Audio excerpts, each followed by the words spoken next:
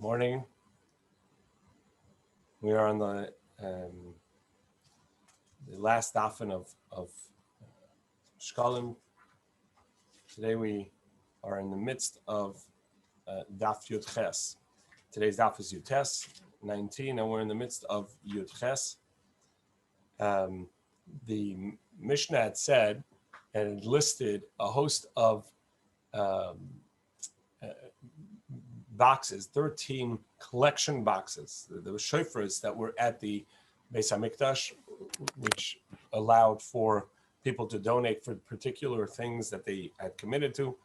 And the Mishnah had mentioned for the levina, for the frankincense.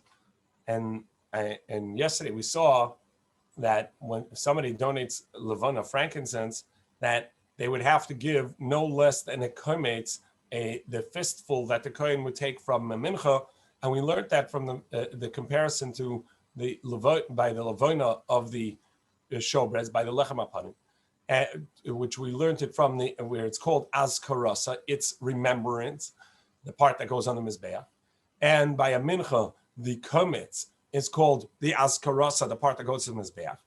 And so we say that just as over there, azkarasa, its remembrance is one kometz, so to over here it's one kometz, and so by donation as well it's going to be one kometz.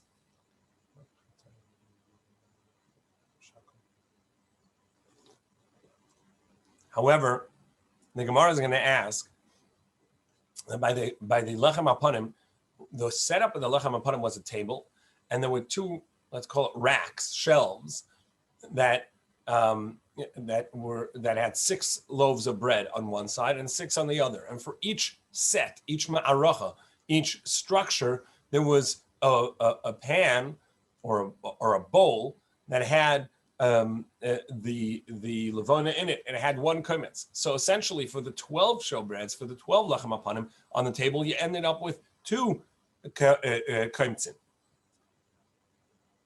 So the Gemara asks, if by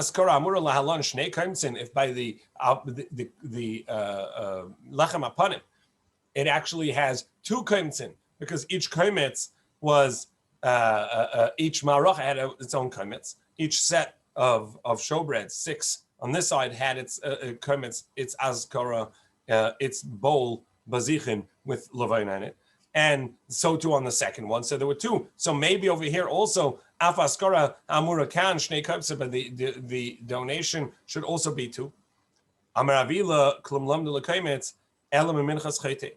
Well, even lechem hapanim learned its kometz from minchas chayte. Minchas chayte is 1. And by lechem hapanim, also it's 1. It's just that there's 2 sets. So to over here, there's only 1. So we learn as well, just as over there, it needs 1 kometz. And if it's missing any, it's going to be invalid. Afkan kometz achas puzzle. If it's missing any, it's going to be invalid. Amr Yosef Milsa the Rabbi Ila Amra Amasnada Levina Mevia the kometz shall koyin. So based on Rabbi Ila, we're going to say that since it's learned from the Minchas Chayte, it's the Kohen's fist that it's taken from, so the donator has to give the Kohen's fistful of Levina. However, Rabbi Chizkiah b'Shem Rabbi Yirmiyah, he said, "Afilo b'kometz habayla."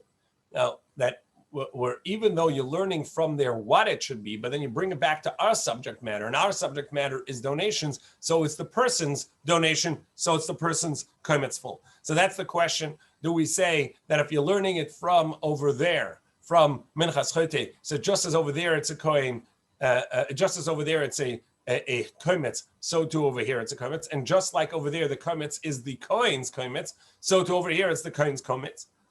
And Rabbi Yirmiyah says no, that we're only learning in regards to the kometz, but once we know it's a kometz, we bring it back to our subject matter, which is the donation, and we go by the donor's kometz, which is the owner of the donation. And obviously each person's handful is going to be different.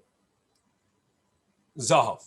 The Mishnah said that if you gave a zahav, you donated gold, it should not be less than a dinar.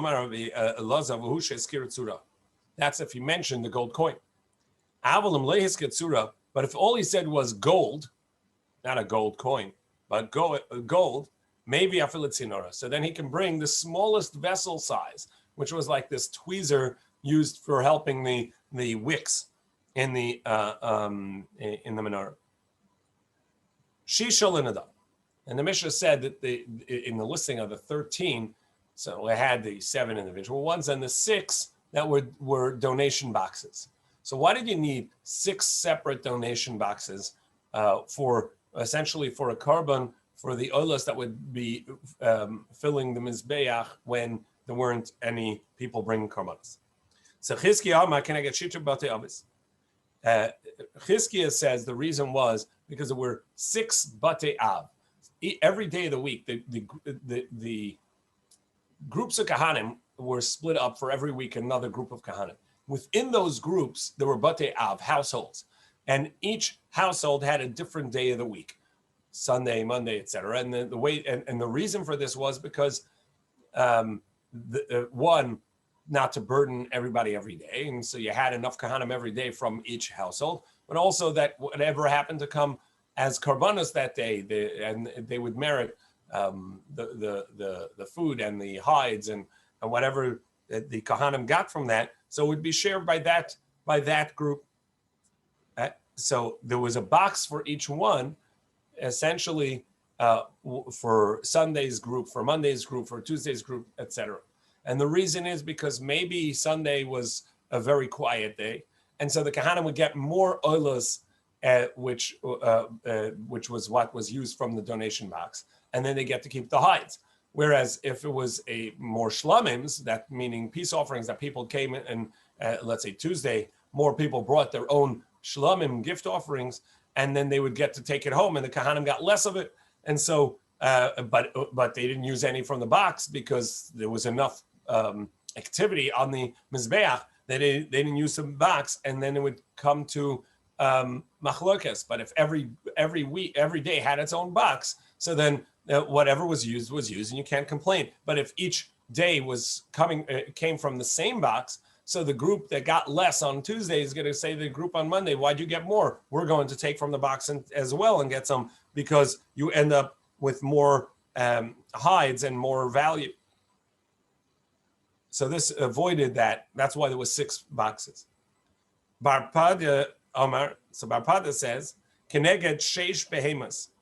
One was for each type of donation of animal that can be brought for a carbon, for the bull, and for the egel for a calf, and for a sar and for a goat, and ayel and for a ram, and for gedi for a kid, utle and for a sheep.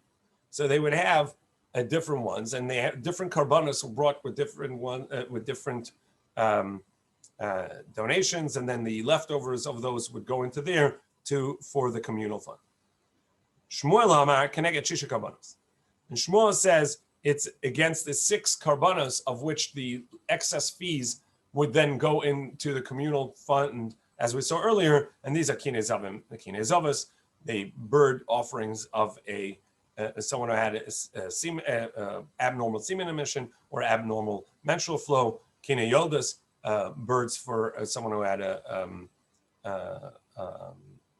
gave birth, which or chatos hashamis,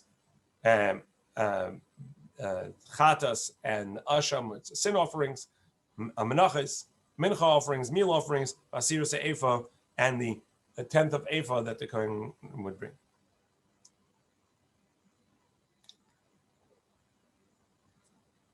Rabbi Yochanan says, no, it has nothing to do with separating them out. It was simply because this was the primary place that people donated.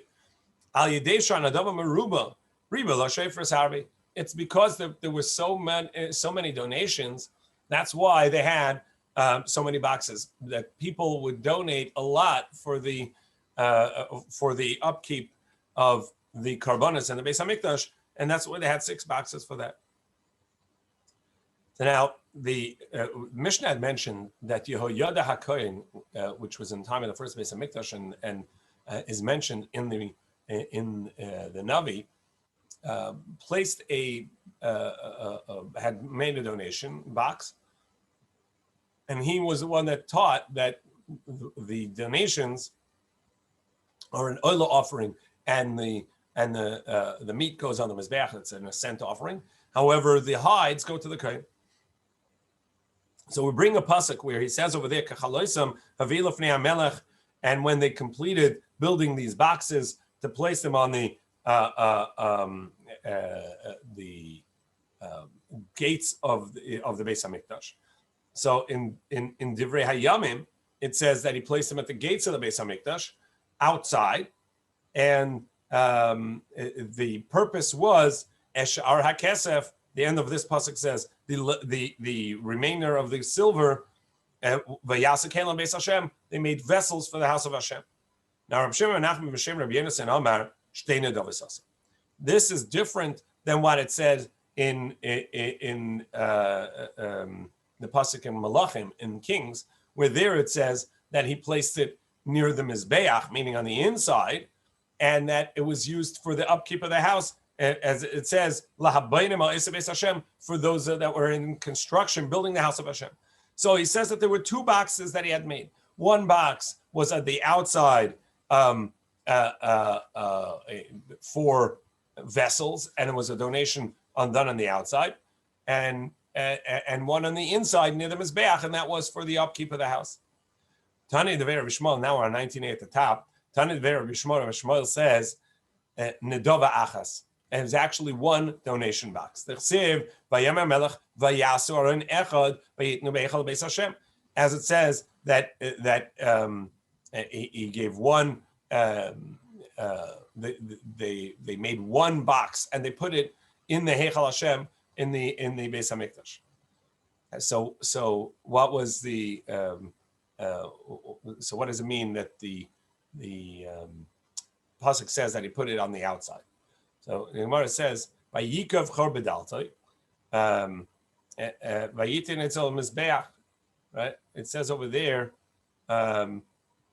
he made a hole next to it, and he put it near the mizbeach. That's the first verse. And the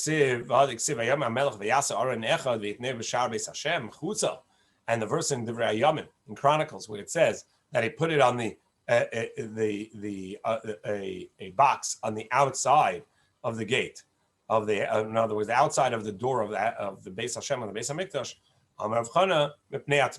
that they would bring that one box out for the Tameim who could people who would tell me they cannot go inside, and so they would bring that box out, that very box that was inside, they would bring it out for the Tamei people. Yosef, Ach lo yasu Beis Hashem, that Sipois Kesef Mizmaris, that it was given to the people that who fulfilled the who worked on the construction. So they would then do it, meaning the way he learns is that the construction people would first be there, and they would use the funds for the upkeep, and the remainder was then used for vessels. So we have a machlokas over here in Divrei Hayamim and in Malachim. Yehoyada HaKohen seems to have different boxes. That's the first opinion, and the second opinion says no, it's really the same box, and they used it differently. They would put it on the inside, and then it was brought out because the Tamei people, and then they would use the funds for the upkeep of the Beis Hamikdash. But if they needed and there was leftovers, they would use it for vessels. With this, we complete the Perek 13 Shefres Yud Gimel Shefres. We should come back to you as Hashem Yisparach. Mishnah. Ma'is shenimtzu bein hashkalim lenadav. This Mishnah deals with when you find a coin somewhere in between the other boxes. And as the Gemara is going to point out, that it says between the shekel box and the nadava box. Now the shekel box was towards the beginning, and the shkalim box and the nadava box, the 6 donation boxes, were at the end, because the Mishnah listed in the previous Mishnahs, it listed 13 boxes, and the first were the shkalim for this year and last year, and then the last 6 were for the nadava. So why would it say that you found between the shekel and the nadava. So the Gemara says it must be that they were in a circle. In any case, so if you find the coin between the shekel and the nadava boxes, karav l'shkalim, if it's close to the shekel boxes, yiplu l'shkalim, so it goes into the shekel boxes. Linadava, if you find it close to the nadava box, yiplu nadava, so then you put it into the nadava box, into the general donation box for the mizbeach. Mechza. What happens if it's exactly midway? Yiplu l'nadava. So it goes to the nadava, and the Gemara is going to explain that we always go to the Mishnah is going to say you go to the higher kodesh, and why this nadava counts as that. Bein eitzim le'lavona, between the wood box, the box for donations of the wood for the fire, and lavona, the frankincense, karav le'eitzim, if it's closer to the wood box, yiplu le'eitzim, so you put it in the eitzim box. Le'lavona, if it's closer to the frankincense lavona box, yiplu le'lavona, so it goes to lavona. Mechza, if it's exactly halfway, yiplu le'lavona. So then you put it into the lavona, into the frankincense box, and that's more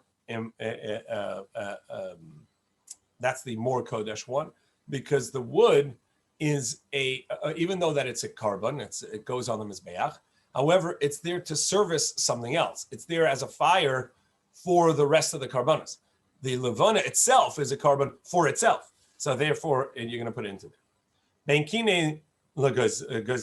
Between the box that says kinam, which we saw two opinions, it's either for the turtle doves, the adult turtle doves, or it's for the someone who's bringing a chatas and ola bird, and then it's in between that box and the box of all ola birds.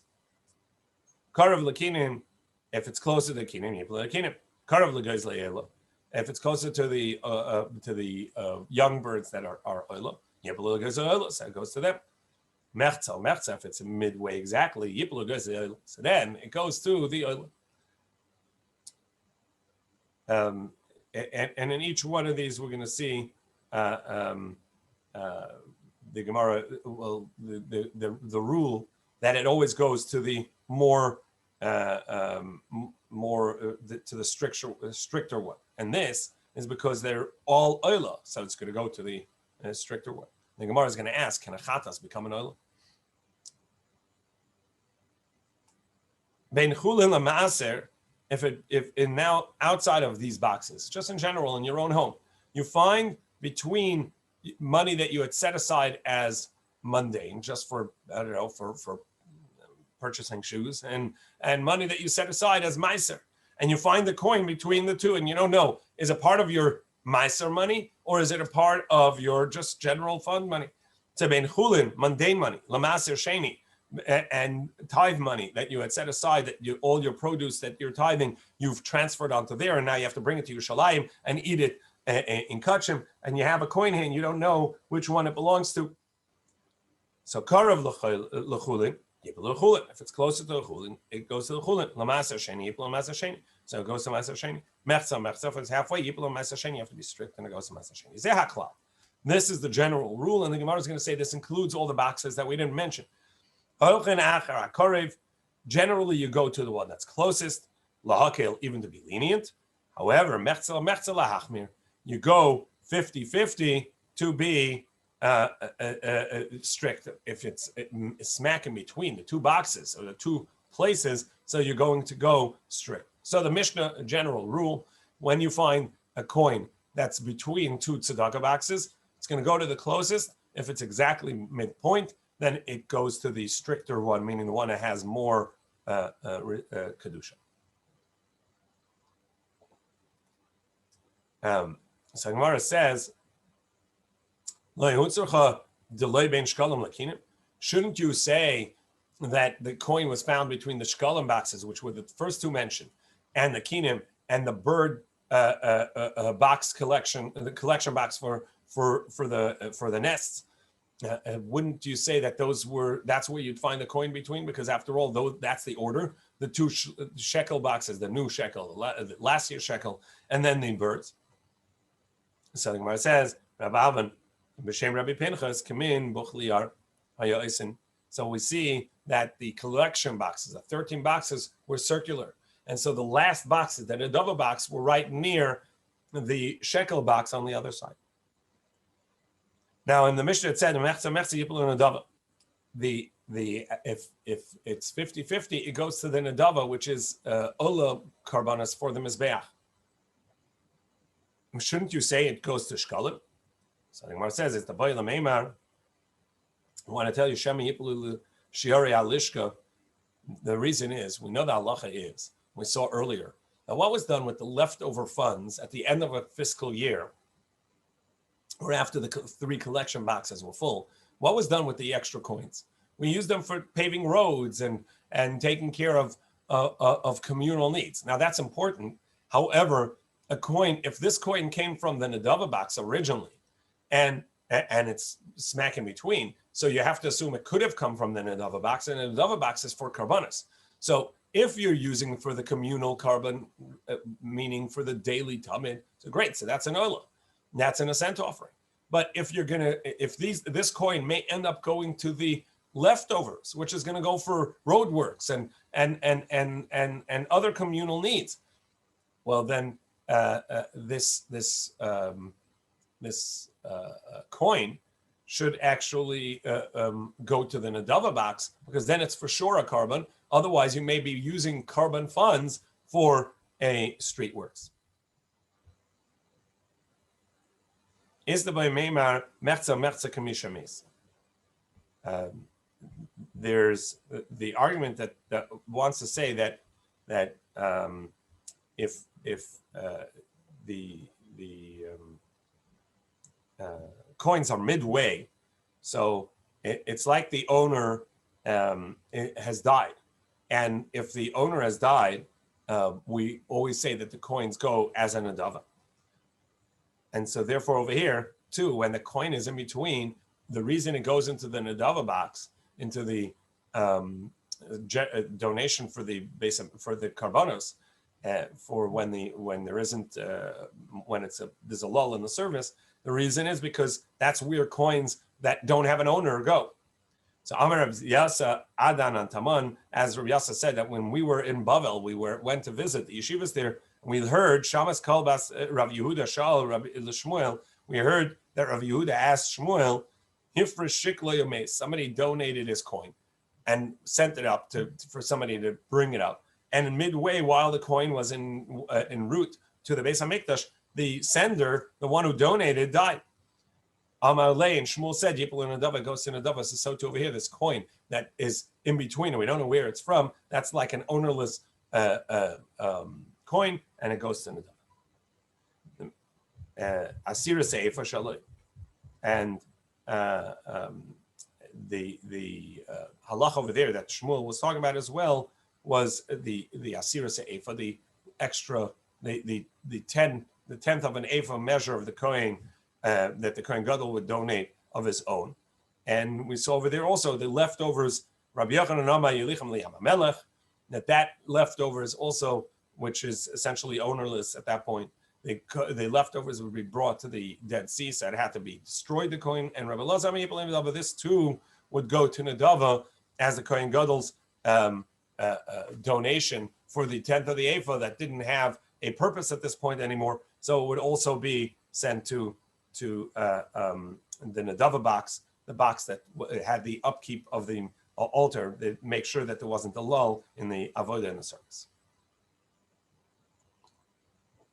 Now the Gemara asks on the Mishnah.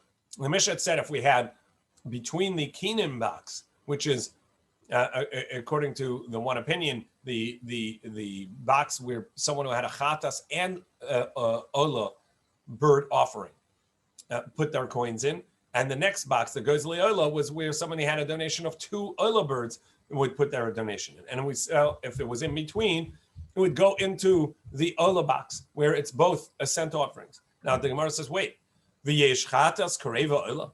Well, essentially, this coin may be coming from the box that had ola and chatas birds in there, and now you're using it for a completely ola bird. Well, essentially, what's happening is that a chatas is becoming an ola, a sin offering is becoming an ascent offering. Is that permissible? So Chizkiah b'shem Rishim b'Lakish tonight based in Alamosa Sheikavolis. Yes, there was a conditional acceptance of these coins that all the excess, the leftovers, are used as an oila. So from the start, the donation for the chatas is if it's needed, if it's used, and what's not used as a chatas is going to be brought as an oila. Fine, so that's great for the coin. Well, what about the person? The person themselves that brought this coin needed a sin offering. They need a chatas besides for their ascent offering, and they never got their chatas. So this woman, how did she get her atonement? So there's a condition again of the Beis Din that when whoever is bringing the funds, meaning using the coins from the nest box, which from there he brings pairs of chatas and oila birds for each coin. So the coins that have fallen out, he's going to replace from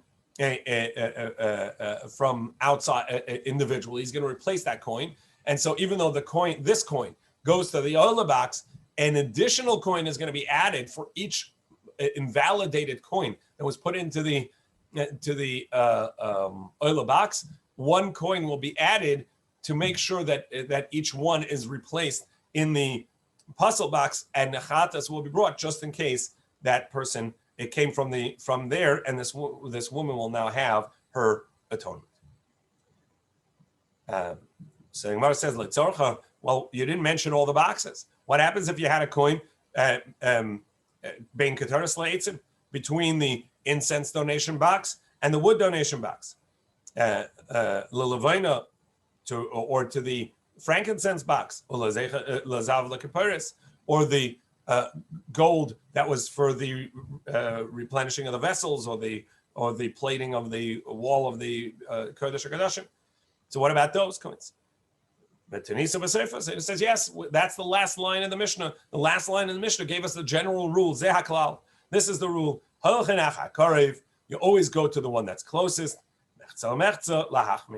And then when it's 50-50, you go to the one that is more strict, more kodesh, and that's the general rule, that it's always going to go to the one that has a higher standard of kedusha. And so we're always going to be strict, and that was sufficient to tell us the halacha with all of these cases. The next Mishnah deals with general funds, general coins. So this Mishnah was dealing with what happens when you find a coin in the Beis Hamikdash by the donation boxes near each of the 13 donation boxes, where we're going to put it.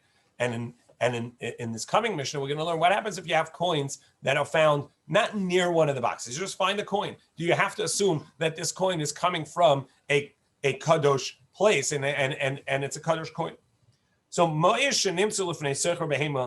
if you find coins in front of a merchant that sells lamb or goats, etc., in Yerushalayim, and they essentially they provide karbanos, and we've seen earlier, Sachim and elsewhere, that the way people would do Ma'aser Sheni is they would tithe. You had a whole grape harvest, okay, so you took 10% that you needed to bring to Yerushalayim, but you weren't traveling to Yerushalayim now. You transfer all your grapes value onto coins, and then you'd bring those coins to Yerushalayim, and you had to eat them in Yerushalayim in the kedusha of Ma'aser Sheni. So what people would do is they would take those coins and they would buy an animal, bring it as a shlamim offering, and then they would eat it in the kedusha. So you got the double value. You eating your Ma'aser Sheni, and it was a korban, and it was eaten in Yerushalayim. It was a mitzvah upon a mitzvah, and it was great. So the bulk of the karbanos that people were buying were coming from Ma'aser Sheni, from tithe money that they were bringing for wherever they were coming, because people would end up having a lot of meiser money, and so they would buy an animal and eat it in Yerushalayim. So there was a lot of that going on. So if you find money in the marketplace, you find a coin in front of the animal merchants who is selling their wares, who is selling goats and sheep or whatever it may be, you have to assume that over there those coins were Meiser Sheni and La'olam Meiser Sheni. You always have to assume that these were Meiser coins, and you have to use it as a Meiser coin, Kadosh in Yerushalayim, only to be eaten in Yerushalayim.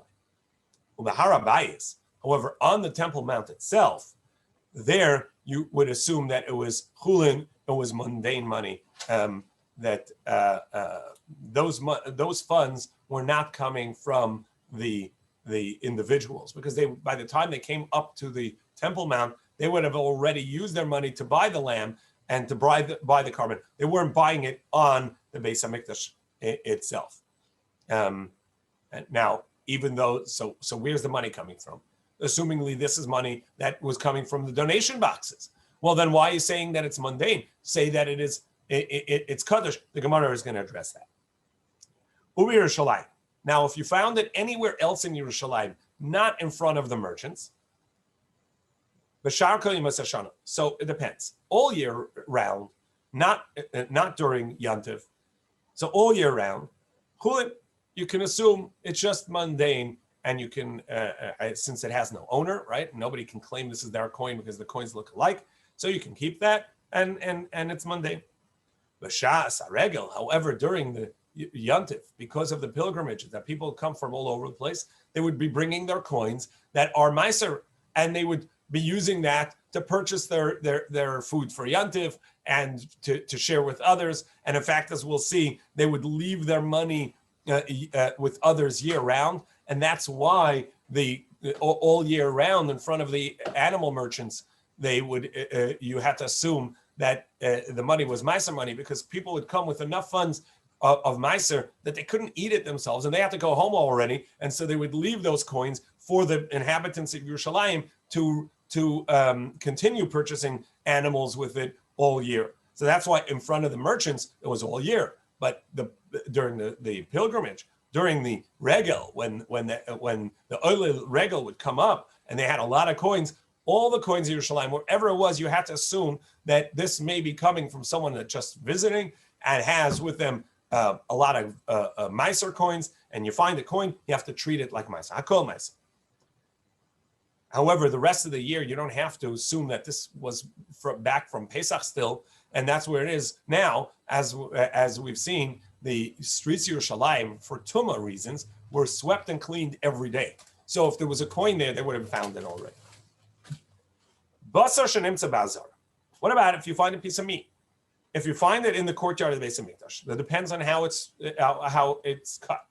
Evarim, if it's large, full limbs. So oilas, that's an oilas scent offering. It's going to go up on the mizbeach. Chatichos, if it was cut into smaller parts, into actual sections, so chatos, then you assume it's a chatas, a sin offering, because the kohen gets to eat some of it. So that was cut up into pieces. Similarly, in Yerushalayim, zivchei shulamim, that you're going to assume it's shulamim, because most meat in Yerushalayim was a shulamim, a peace offering, because people would bring have a lot of Meiser money, and they would bring shalamims with it, and so there was a lot of meat, and people, and it was easier and already dedicated funds for kachim, for shlamim, for Meiser, for tithe, so they would use it for shlamim. So that was the majority of the meat, and so you would assume that it's shlamim. You have to treat it as such. Zevazeh, however, wherever you found it in the azara, as a chatas, as an oilo, as a shlamim in Yerushalayim, to ubar tzurasa, you have to let it be left overnight so it becomes invalidated, and then you put it out for burning.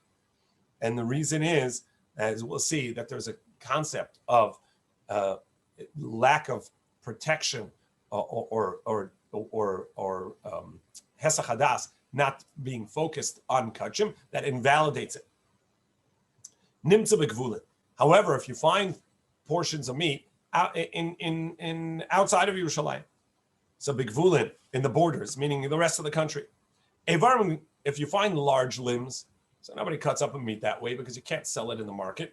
So why would they have cut it that way and left it that way? Nevelas, you have to assume that it was a non-kosher animal or a kosher animal, but a non-kosher shechting. There was a problem with it. The lungs were wounded. There was some ailment or injury, or the shechting didn't go well, and it's not kosher. It's nevela or terefa, and so you have to. You can't eat it. Chatichos, if it's small portions, so that's cut up in a proper amount, proper size, mutaris, so that's permissible to be eaten. So now we turn to Yud Testament base, ubishas aregel, and during the Yantif, Shabbos Meruba, where there's a lot of meat, so there you can assume even the large portions, maybe they just never cut it down yet because it's been so much meat, they didn't process it into smaller pieces yet. So af evar mutaris, so even the larger pieces are going to be permissible. The Gemara says, first of all, in the money that you find on the Temple Mount, on the Harabayis, we said, oh, that's going to be mundane. So don't you have to tell me that if it's on the Temple Mount, it's Kodesh because it's part of donation funds? So Rabbi Baruch Chia ben Shem, Rabbi Yochanan, so in the name of Rabbi Yochanan, it says, that as soon as the coins are taken out from the box, they are immediately transferred onto animals to sanctify the animals and make the coins release its kedusha. So this way, if a coin is lost, it's not going to be misused hektish. And so once you find the coin, you have to assume that it's already been transferred onto an animal. And we said any meat found, ultimately, even if you know, you can identify it as a chatas, an oil, a shlamim, the point, nevertheless, it's not going to be permissible to be eaten. You have to leave it overnight, which is to uber tsurasi. You have to let it lose its shape, its look, and then you burn it the next day. So Rabbi Lezer b'Shem Rabbi Shaya hesach hadas toin iber tzura, that even though that you lost focus on this meat and on the kachim, which is a carbon, nevertheless you have to wait for the next day for it to become invalidated, and then it becomes something that you can burn. And the idea is that he sees that the lack of focus as a tumah problem. It's as if it had become maybe touched tumah, maybe it became impure, and that's the reason that you would need. That you would need to let it be overnight. So it becomes invalidated as having overnighted without it doing to it what it needs, and therefore you can burn it the next day. However, Rabbi Shai himself teaches Amra Kain Tubut Surase V'Yasa Beisas, and that's the way it seems in the Mishnah that you have to. In our Mishnah, it seems you have to wait for the next day, meaning indicating that it is really indeed an invalidation on account of that it may have become tameh, and it's like a tumah invalidation, and then you can't just burn it. You have to wait until the next day when it became invalidated. Rabbi Yossi says, "V'yos la'achle not yachol." No, that's not a good proof. Really, you cannot eat it. Shemen eskalkel tzurase. That reason is because maybe it was indeed became invalidated on its own, and that's why he says leave it for the next day. But in truth, you didn't have to leave it for the next day because it is an invalidation of itself, meaning that it is a psul haguf, an invalidation of the korban itself, because it wasn't being focused on. You didn't know what happened to it. You lost it. So that in and of itself is an invalidation, and you should be able to burn it right away. And the only reason that it says in the Mishnah that you should wait for the next day is maybe it's nosar. Maybe it has its invalidation of nosar of having been beyond its time, being left to the next day. And so that's what the Mishnah says. It's to uber tzurase. It's like it was considered a self-invalidation of having been left to the next day, and so you leave it to the next day, which is to ensure that that is the invalidation, and then you burn it.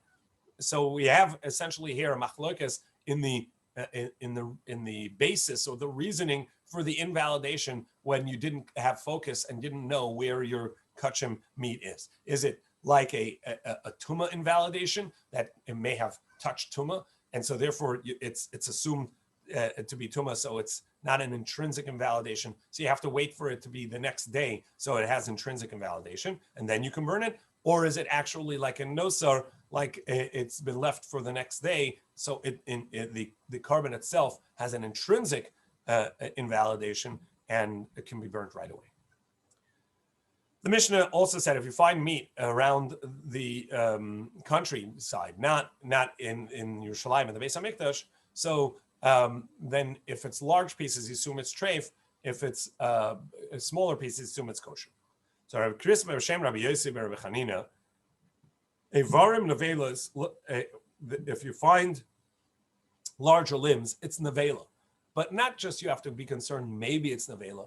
It is completely assumed to be nevela, and that's the acting assumption. And like a nevela, and if somebody eats of it, they would, and there are two witnesses, and the witnesses tell them don't eat it, and if you do, you're going to and get lashes. And he says, still, I'm going to eat it anyhow, that indeed he would get lashes. In other words, the idea of saying it this way is to tell us that it's a Torah prohibition of nevela. This is completely assumed to be nevela.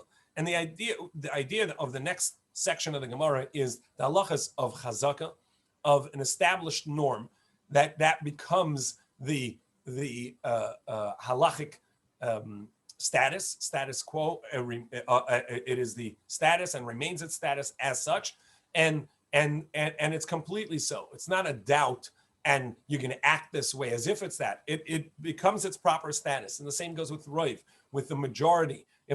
When we follow a majority, that becomes the established status, and for all halachic matters. Masnita number Cain in the Mishnah seems to say this way: